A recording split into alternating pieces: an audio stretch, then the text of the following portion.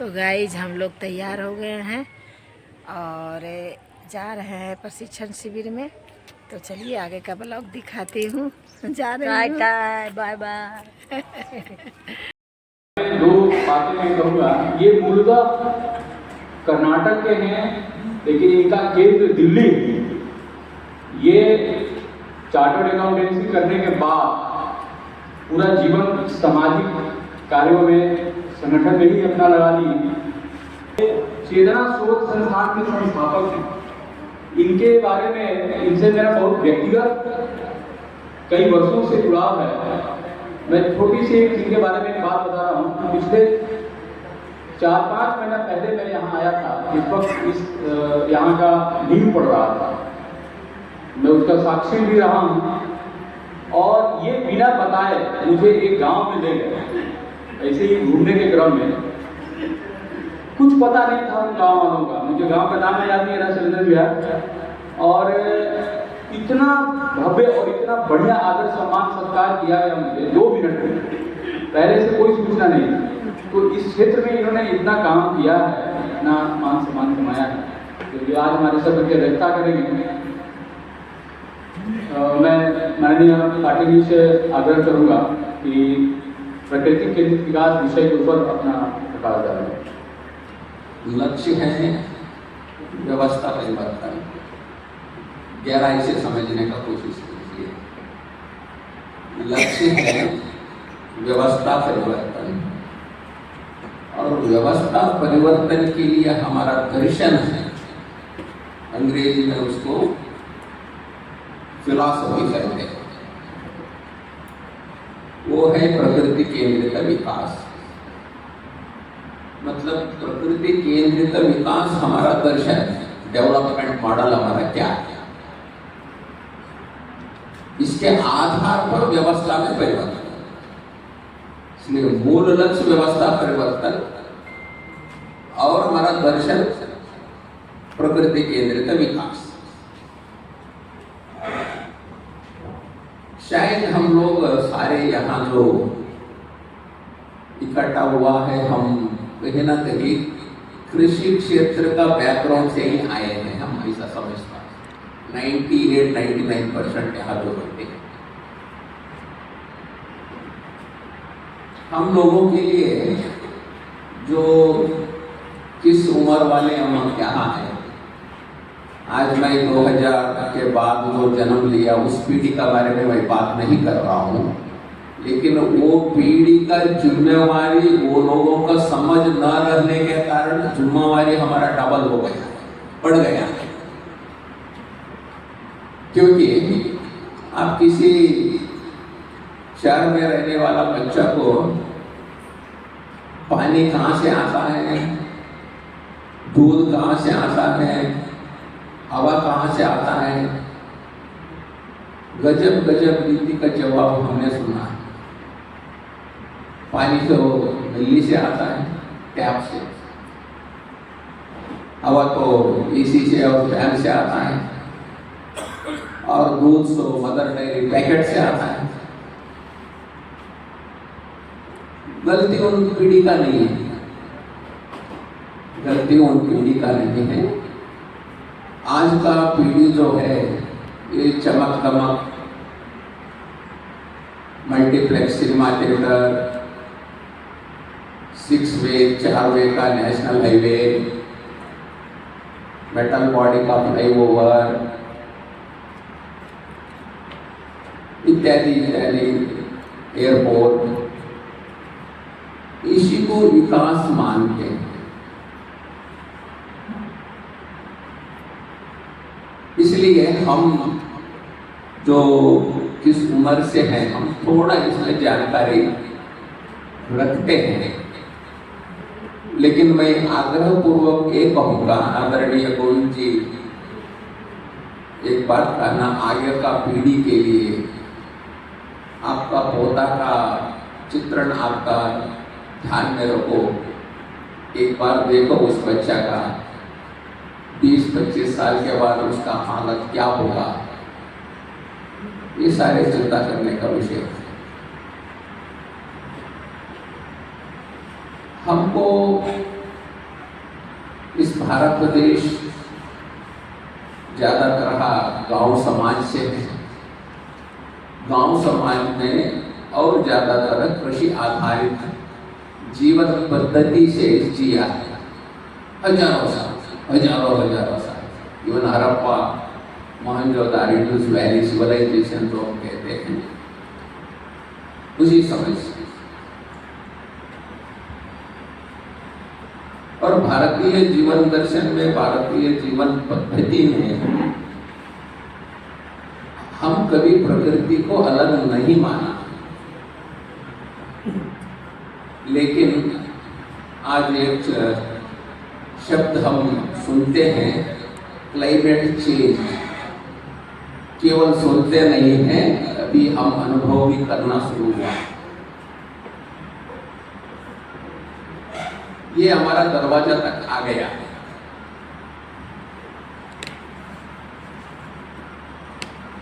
इसलिए परिस्थिति गंभीर है। व्यवस्था परिवर्तन का ब्लूप्रिंट तैयार करना है। मतलब 2 कार्य करेंगे 15 मई 2026 में। एक तरफ सक्षम संगठन, कम से कम 300 जिलों में सक्षम संगठन, मतलब 300 से अधिक कार्यकर्ता हो गए एक जिले में, कार्यकर्ता सदस्य नहीं, प्रशिक्षित कार्यकर्ता हो गए 300 से अधिक, तो वो सक्षम इकाई हो गई। ऐसे 300 जिलों में सक्षम इकाई 15 मई 2026 में। ये काम एक है। और दूसरा, विचार विमर्श विद्वानों से करते हुए तब तक सबके विचार के लिए ब्लूप्रिंट तैयार करें। और अमीर की रेखा के ऊपर टैक्स लगना चाहिए। विमल जी, या 12 जो कार्य के मॉडल्स कहेंगे, रचनात्मक कार्य के मॉडल्स। भाई देसी गौ रक्षा होनी चाहिए,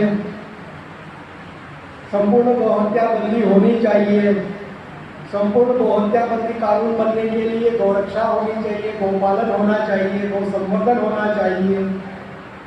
गाय सड़क पर घूमती रहेगी तो संपूर्ण गौहत्या बंदी कानून उल्टा परिणाम दे रहा है। गुजरात सरकार ने गुजरात हाई कोर्ट में हलफनामा दायर किया। क्या दायर किया? मैं 2023 की बात कर रहा हूँ। हलफनामा दायर किया कि सड़क पर घूम रही गायों को कत्ल खाने भेजने का निर्णय जिस दिन से किया है, उस दिन पर सड़क पर एक्सीडेंट कम हो गए। ये 2023 में गुजरात सरकार ने गुजरात हाई कोर्ट में हलफनामा दायर किया है। गौ हत्या बंदी कानून बनाने वाली, बात करने वाली सरकार ने कहा करने को निकला। तो जो संगठन का जो गुण मैंने सीखा है, वह गुण मैंने सतर्कता से ही गोविंद जी से सीखा है। और गोविंद जी ने जो संगठन खड़ा करने के जो मुझे सूत्र बताए हैं, उसी सूत्र का उपयोग मैं करता हूँ और उसको लगातार करते रहता हूँ। और जब उन्होंने कहा कि बिहार का संगठन मंत्री का दायित्व है और आपको लगेगा, मैं एकदम छोटा था, सिवान का एक जिला संयोजक, फिर मैं विभाग संयोजक, फिर मैं उत्तर बिहार का सह संयोजक, ऐसे छोटे छोटे, फिर राष्ट्रीय मंत्री, फिर छोटे छोटे दायित्व को निभाते हुए मैं अभी राष्ट्रीय संगठन मंत्री का दायित्व लगातार 1 महीने से मैंने एक लक्ष्य बनाया। 20 जिला का ड्यूटी मैंने किया, 7 संख्या मैंने बताया, 19 जिला और 54 लोग आए हुए हैं। मेरी प्रयास से पूरी का पूरा राष्ट्रीय संचालन समिति, यहाँ बिहार प्रदेश का पूरी की पूरी संचालन समिति यहाँ मौजूद है। मेरा संगठन मंत्री, मेरा संयोजक, जिला संयोजक, 7-8 जिला संयोजक, ये सारे लोग लगातार, सब लोगों का प्रयास हुआ। सब लोगों के प्रयास से आज यह संख्या यहाँ पहुँच पाई है। और सभी लोग, खासकर गोविंद जी जो विषय रखते हैं, जो हमको बराबर प्रेरित करता है, नए लड़ाके, नई तरीके, नए वजह, तो नए लड़ाके को छोड़ने का प्रयास मैं करता हूँ। मैं एक बात मैं बोलता हूँ, जो खा भी लगता है कि मैं आप बुझे हुए बातों पर विश्वास नहीं करता हूँ, उनसे प्रेरणा लेता हूँ, लेकिन मैं जीवित बातों छोड़ने का प्रयास करता हूँ। मेरा एक निवेदन है, मेरी इच्छा है गोविंद जी के सामने में कि मैं अब सोच रहा हूँ कि जो अगला वर्ष अगले साल करूँ तो वह हम खास करके 25 से 35-40 साल का जो मेरा यूथ है ना, इसकी ट्रेनिंग करूँ, वही मेरा जान है, उसको तलाश करूँ। और आप लोगों से मेरा निवेदन भी है कि जितने मेरे अनुभवी कार्यकर्ता हैं वह कम उम्र के, जो मेरे 25 साल 30 साल के यूथ हैं, उनको लगाइए। और ग्रामीण क्षेत्र में काम करने से ज़्यादा फायदा होता है। ग्रामीण क्षेत्र में हम लोग प्रयास किया है और गोविंद जी ने विषय रखा था कि सक्रिय संगठन किसको कहेंगे, सक्रिय नीति किसको कहेंगे। भाई सक्रिय नीति यह होगा कि जहाँ कम से कम महीने की एक बैठक हो जाए, एक कार्यक्रम हो जाए आपके यहाँ, तो भाई हमारे यहाँ कोई बंदा हो, हम चला रहे संगठन, मेरा संगठन है, तो उस जिले में हम हैं, लेकिन मेरा सालों भर से एक बार बैनर नहीं लगा, कोई कार्यक्रम नहीं हुआ, तो वहाँ से मेरा संगठन पर जहाँ कुछ वर्क हो रहे हैं तो वहाँ संगठन है, मेरे नाम के लिए है, गिनती के लिए है, इसलिए संगठन है, तो वहाँ कुछ न कुछ गतिविधि चलते हैं। अगर मैं राष्ट्रीय संगठन मंत्री हूँ तो मैं कह सकता हूँ कि सीमांत में एक समान कार्यकर्ता की तरह लगातार मैं काम करता रहता हूँ, ये सब जानते हैं। नहीं, हर कार्यकर्ता एक जिला संगठन के नाते काम करता हूँ। गोविंद जी बोलते हैं कि जहाँ तुम रहते हो वहाँ तुम्हारी पहचान है कि नहीं, जहाँ आप रहते हैं वहाँ पर कुछ काम है कि नहीं, यही आपकी पहचान है। और मेरे जितने सहयोगी हैं, मैं सबकी ओर से आप सबको बहुत बहुत धन्यवाद देता हूँ। और मेरा निवेदन है कि इसी तरह से पूरी, मेरा सपना है कि पूरे बिहार में या पूरे देश में हर जगह संगठन का खड़ा हो। और संगठन खड़ा तभी होगा जब आप समाज के अंतिम व्यक्ति तक जाने का प्रयास कीजिएगा। अंतिम व्यक्ति तक हम प्रयास किए हैं, वहाँ कार्यकर्ता निकलते हैं। समाज के नीचे तबके में जाइएगा, वहाँ कार्यकर्ता मिलेंगे। यह मेरा व्यक्तिगत अनुभव रहा है बिहार में दौरा करने के लिए। और मैं अभी ग्रामीण क्षेत्र में काम कर रहा हूँ, ग्राम के बीच जा रहा हूँ जहाँ से कार्यकर्ता निकाल पाऊँ। और मेरा यह प्रयास रहा है, सबका आशीर्वाद रहा है। और मैं प्रयास करूँगा कि 38 का 38 जिला मेरा जो है गोविंद जी के, मैं एक साल के अंदर में खड़ा कर दूँ। और फिर मैं कहूँगा कि मेरा ये 38 जिला संयोजक है, इसका ट्रेनिंग करवा लीजिए आप, ये मेरा सपना है। धन्यवाद।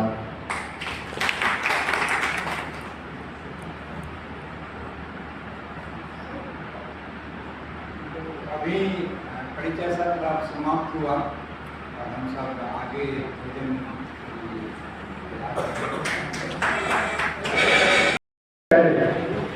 70-80 के दशक में आया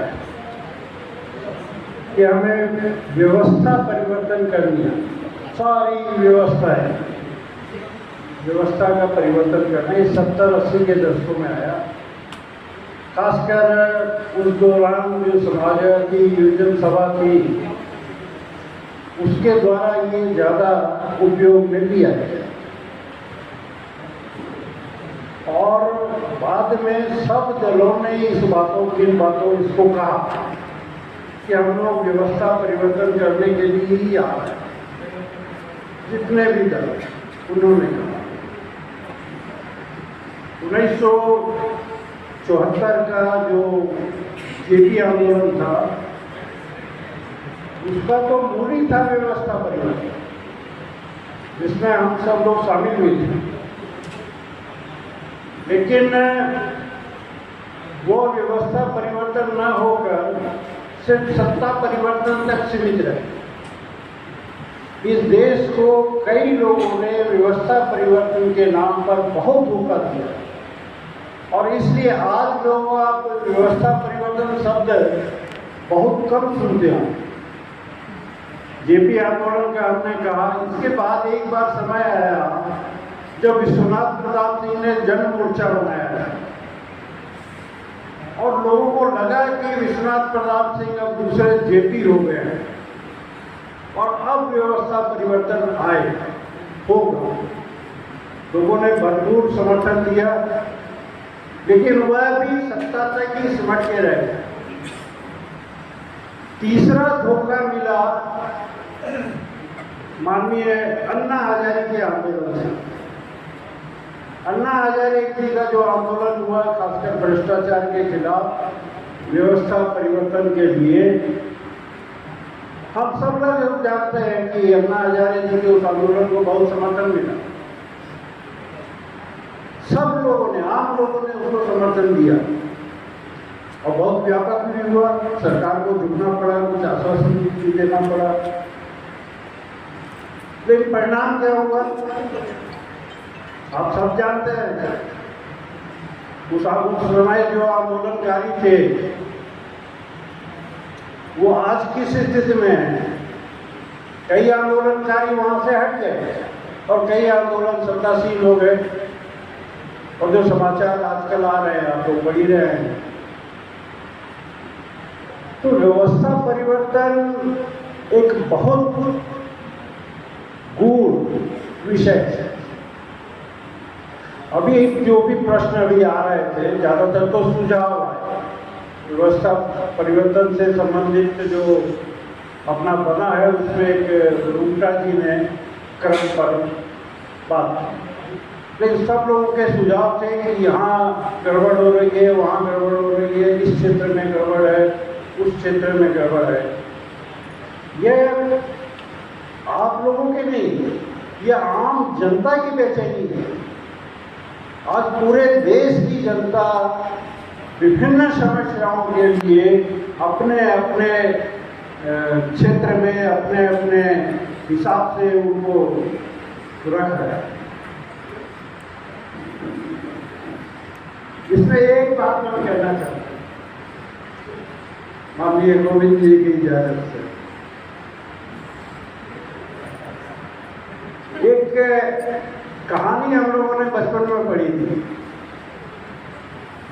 कि 6 अंधे थे और वो एक हाथी को देखने गए। तो जिसके पैर हाथ में उसका पैर आया तो उसने उसी हिसाब से बताया कि हाथी ऐसा होता है। किसी के हाथ में सूंड आई तो उन्होंने बताया कि ये सांप की तरह होता है। किसी ने पूंछ आई तो वो कुछ और बताया, कान आए तो कुछ और बताया, सींग आए तो कुछ और बताया। तो समस्याएं जो सारी हैं जितनी आप लोगों ने रखी है उससे भी 1000 गुना ज़्यादा है। 1000 तरह की, 10,000 तरह की, लाख तरह की समस्याएं हैं। उन समस्याओं के निदान के लिए माननीय गोविंदाचार्य जी और राष्ट्रीय स्वाभिमान आंदोलन बहुत गहराई से विचार करने के बाद यह जो अपने सामने में रखा है, इनके सूत्रों को जब आप पढ़ेंगे तब पता चलेगा कि ये जो सूत्र 12 सूत्र दिए हुए हैं, अगर ये व्यवस्था में परिवर्तन हो जाए, इनकी व्यवस्था में परिवर्तन हो जाए तो बहुत सारी समस्याएं इस देश की समाप्त हो जाए। न केवल भौगोलिक स्तर पर, सामाजिक स्तर पर, क्षेत्रीय स्तर पर, आम आदमी से संबंधित समस्याएं जो है उन सब का निचोड़ अभी माननीय वेस्ट जी ने अपने सामने में रखा है। तो यह गूढ़ है। देखिए, लोकनायक जयप्रकाश नारायण जी ने भी जो व्यवस्था परिवर्तन की बात के ऊपर संपूर्ण क्रांति का एक सिद्धांत दिया था। उसके भी 7 आयाम थे कि ये 7 आयाम पूरे हो जाएंगे तो व्यवस्था परिवर्तन का रास्ता बहुत सुगम हो जाएगा। लेकिन ऐसा हो नहीं पाया। आज तो संपूर्ण क्रांति के बारे में बौद्धिक लोग तो फिर भी थोड़ी जानकारी रखते हैं, लेकिन आम आदमी के पास कोई जानकारी नहीं। अब ये सारे जो अभी आए, आपका जजों के बारे में जो आया, न्यायपालिका के बारे में जो आया, तो हम लोगों को मालूम होना चाहिए कि 2 साल पहले से आदरणीय गोविंदाचार्य जी ये एक अभियान चला रहे हैं। तो अभियान अभी भी जारी है। उस अभियान में हम लोगों की भी सहभागिता होनी चाहिए। वह था कि 10 लाख आबादी के ऊपर 100 जजों की बहाली। अभी भारत में 19 से 20% जजों की बहाली है, जबकि अमेरिका में 10 लाख लोगों पर 100 जज अभी हैं, और इस अभियान को बहुत बढ़िया से चलाया गया था। इसके साथ ही और कई बातें जो इस अपने दृष्टि पत्र में आई है, उन पर काम हुआ है, बस हम लोगों की जानकारी में नहीं है। और ये हम आग्रह करेंगे सभी लोगों से, सभी मित्रों से, कि गोविंद जी के जो विचार हैं वह किसी एक पुस्तक में समाहित नहीं हो सकते हैं। इसलिए इनका साहित्य अनेक विषयों पर, सभी विषयों पर उनको पढ़े, तभी हम आगे बढ़ सकते हैं और व्यवस्था परिवर्तन को सही रूप में हम लोग कर सकते हैं। और सारी चीजें सरकार के हाथ की लिए हम ये गोविंदाचार्य जी हमेशा कहते हैं, सरकार की बात सरकार से, समाज की बात समाज से। अब गंगा नदी इतनी प्रदूषित हो रही है या कोई भी नदी, तो उसके लिए सिर्फ सरकार जिम्मेवार नहीं, हम लोग भी हैं। हम लोग भी जो है पवित्र गंगा को मानते हुए भी गंगा किनारे के लोगों को जब देखेंगे तो पता लगेगा कि प्रदूषण में उनका भी हाथ है। और माननीय गोविंद जी ने जो 3 नदियों की यात्रा की थी और वहाँ की जनता को जो जागरूक किया था, उसका रिजल्ट भी मिल रहा था।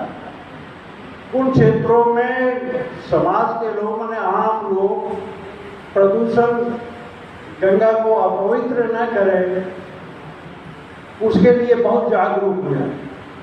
बहुत ही अच्छा उसका परिणाम मिला है सामाजिक स्तर। ये एक बड़ी गलतफहमी हो गई अपने देश में, खासकर आज़ादी के आसपास और बाद में जो वामपंथ जो आया, उसके बाद बहुत बड़ी गड़बड़ी ये हो गई कि अपने पुराने जमाने जो हम लोग कहते थे कि भारत सोने की चिड़िया थी, भारत विश्व गुरु था, तो उस समय की स्थिति ये थी कि समाज आगे, सत्ता पीछे।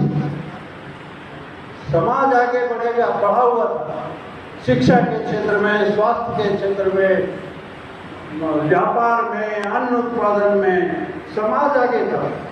सत्ता का तो काम सिर्फ रक्षा करना था, विदेशियों से बचाना था, या थोड़ा बहुत कोई बड़ा कोई डकैत क्रिमिनल आ गया तो उसके साथ मुठभेड़ करनी। न्याय व्यवस्था पूरी पंचायतों के हाथ में थी। पंचायत में फैसला हो गया, लोग बड़े हो गए, पंच परमेश्वर प्रेमचंद जी। तो पंच जो है उनको परमेश्वर के रूप में माना जाता है। वो पंचायत की मंदिर के अंदर होती थी। मंदिर में ये माना जाता था कि कोई भी व्यक्ति झूठ नहीं बोलेगा, सच बोलेगा। उस समय अपना भारत जो है विश्व में सब क्षेत्रों में बढ़ा हुआ था। अब बाद में क्या हो गया, वामपंथ के कारण भी सारी चीजें सरकार पर, सरकार छोड़ के कुछ सोचता ही नहीं है। जो काम हम अपने स्थान पर कर सकते हैं, अब बहुत सारी विषय जो आए हैं, आगे भी आएंगे, खेती के बारे में आएगा, किसानी के बारे में आएगा, और बहुत सारे विषय हैं जो हम लोग अपने सामर्थ्य से, अपने खाली उसके लिए प्रेरणा अपने अंदर होनी चाहिए कि भाई हमको जैविक खेती करनी है, हमको ये करने की जागृति की जाती है। एक चेतना अपने अंदर जागृत हो जाएगी तो बहुत सारी चीजें हो जाएगी। समय का प्रभाव है। एक बात मैं और आप लोगों के सामने बस रखकर अपनी बात समाप्त करूंगा। माननीय बिष्ट जी ने कुछ प्रश्नों के जवाब में जो एक बात कही कि अपना संगठन हर जिले में इतना मजबूत हो जाए कि हम लोग सरकार पर दबाव बनाने के लिए आंदोलनात्मक कार्रवाई कर सके। दबाव बनाना, एक आंदोलन खड़ा करने के लिए कि भाई ये सरकार को काम करना पड़ेगा। और अगर ये जन दबाव बन गया, हम लोग बनाने में सफल हो गए, तो ये जो छोटी छोटी समस्याएं जो आज इस सत्र में भी आई, उन सब का समाधान, सही समाधान उसी से निकले, वो सबसे बेहतर रास्ता है। इसलिए हमारा सबसे आग्रह है, अपनी शक्ति अपने क्षेत्र। समाज पीछे तब होगा सत्यानाश, समाज आगे सत्ता पीछे तब होगा स्वस्थ विकास। व्यवस्था परिवर्तन के लिए इस सूत्रवाद को लेकर के हम लोग चलेंगे। इसके साथ इस सत्र की समाप्ति की घोषणा की जाती है। अगला सत्र 15 मिनट हम लोग लेट से हैं, तो 6:45 बजे 6:45 में हम लोग स्वतः यहाँ आ जाएंगे। धन्यवाद। हेलो गाइस, तो आज 4 तारीख का सत्र समाप्त हो चुका है। ये अभी 7:30 बजे समाप्त हुआ है। तो आज का ब्लॉग मेरा कैसा लगा? यदि अच्छा लगा तो लाइक शेयर सब्सक्राइब ज़रूर कीजिएगा और बेल आइकन भी दबा दीजिएगा। तो ओके बाय। ये मेरा फाइल है, देखिए। Okay bye. अब जा रही हूँ खाना खा।